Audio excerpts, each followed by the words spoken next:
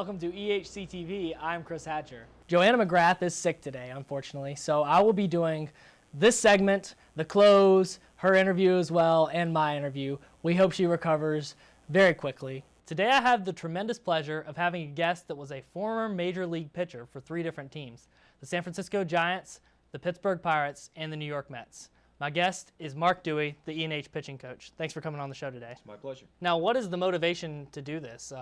Do you get paid anything to do this, or is this just out of the goodness of your heart? No, I signed a 2-year, $3 million contract, and I thought I could, no, it is, the motivation is I enjoy helping young men. She's the head women's basketball coach here at Emory & Henry, Joy Scruggs, and she played for Pat Summitt, the winningest Division I women's basketball coach. Today's guest is 4th all-time in E&H men's basketball career assists with 406, and was an assistant coach at Division I school, Nichols State, before coming here to Emory & Henry and taking the head coaching job. Our guest today is Paul Russo, head coach of the men's basketball team. Paul, great to have you on. Thanks for having me. Earlier in the year, it seemed like you guys went into halftime down a lot of the times, especially at home, and you would come out with a surge of energy in the second half. You must have lit a fire underneath them at halftime. Tiger Woods, he's honed this persona. Everything he does is calculated. You know, he's got all the right endorsements, really suave, you know, smooth with reporters, and he's just carved his image, and this kind of taints it, especially because he's avoiding talking to the police. If you're listening on WEHC now, you are in halftime of the E&H Washington League game.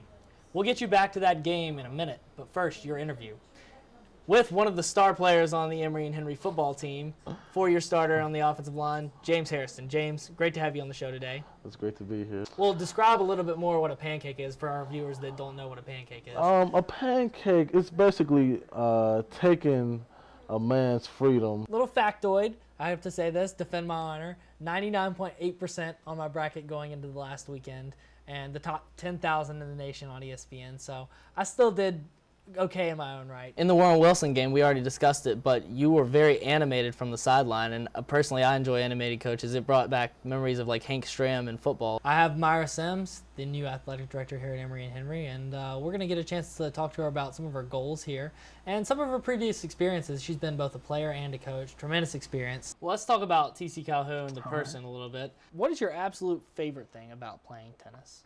We talked about winning a long third match.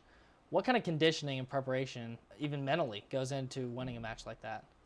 Well, a lot. What kind of a blow, what kind of a detriment was it when Josh Brown went down, you know, with the shoulder injury, and you guys didn't really have a true back-to-the-basket player? I mean, how deep and how just unbelievable is the ODAC this year? You know, you've got Guilford, you got Roanoke, who came in the other night, and they have Parrish Walker and Poindexter, who have the build of Division I guards. Right. Yeah, I mean, the league's fantastic. You know, every year we can get on air and say the league is very good. The fact of the matter, on paper, this is the best it's been in a – I don't know if it's ever been better. Well, I'm going to make you go out on a limb right here, and I know I didn't tell you this before the interview, but I'm going to ask you to predict the national champion in Division I if you could do that right now. Wow.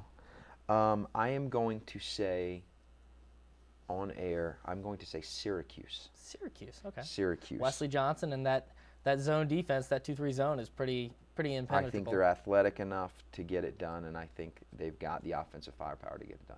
Individually, how do you think you can take your game to the next level? Individually, I feel like vocally I could take my game to the next level. So do you think that's been the biggest change to your game, or have you changed your game at all? I don't feel like I've changed it. I just feel like there's possessions where I can't look to somebody else to make a play. I have to make the play. You had 1,371 rushing yards, I see, 14 touchdowns on the ground, 1,919 all-purpose yards, and 15 touchdowns overall. And you were recently named the ODAC Player of the Year on offense. I guess my question is, how'd you manage to rack up all those gaudy statistics?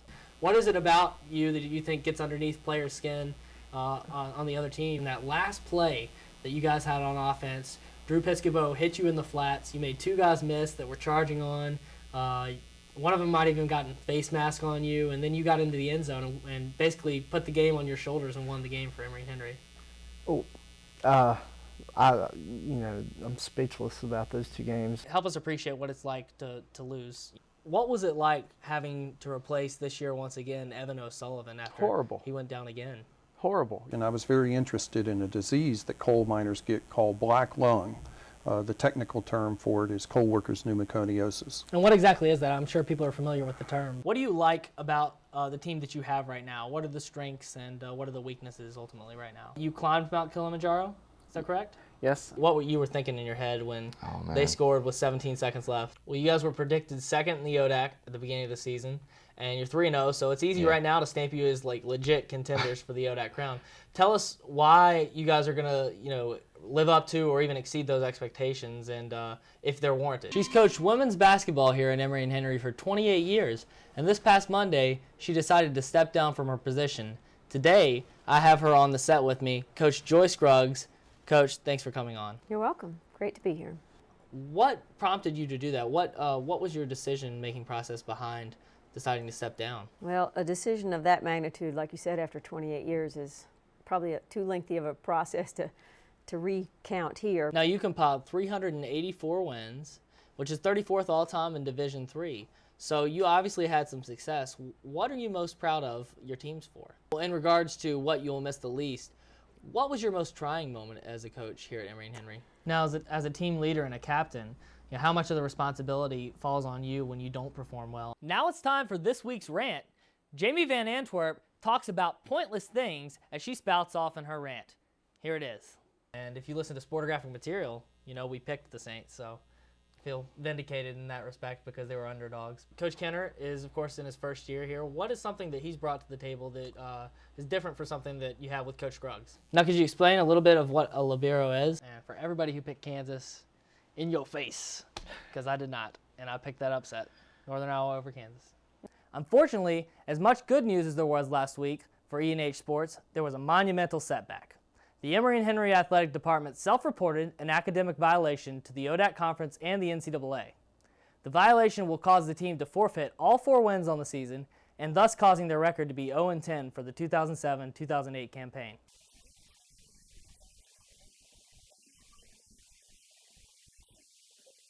I'm here in Beiersdorf for the annual Winter Forum event. What was the inspiration behind GoWasps.com, and who was the visionary that kind of brought it to fruition? Well, just before we wrap up, anything that I left out that you want our viewers to know about the site? Well, I want to know that Chris Hatcher writes an excellent blog for the site. Well, that's it for the show today, Joanna. Sportographic material with Darren Vaught. It'll be about March Madness this week.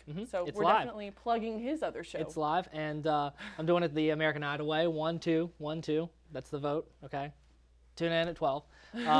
You can also link to some of our video presentations through the MassComm Department's news website, EHC Wired. You're going to have to listen in to WEHC 90.7 because I said so, and listen to the entire TV re-air on WEHC FM on Friday afternoons. Make sure and do that, okay? And of course, join us here on Comcast Channel 2 each Wednesday and Thursday night at 7 p.m., often followed by our replays of Emory and Henry basketball. That's where you'll find us. As always, catch you later. Reporting from Emory, Virginia, Chris Hatcher, EHC-TV.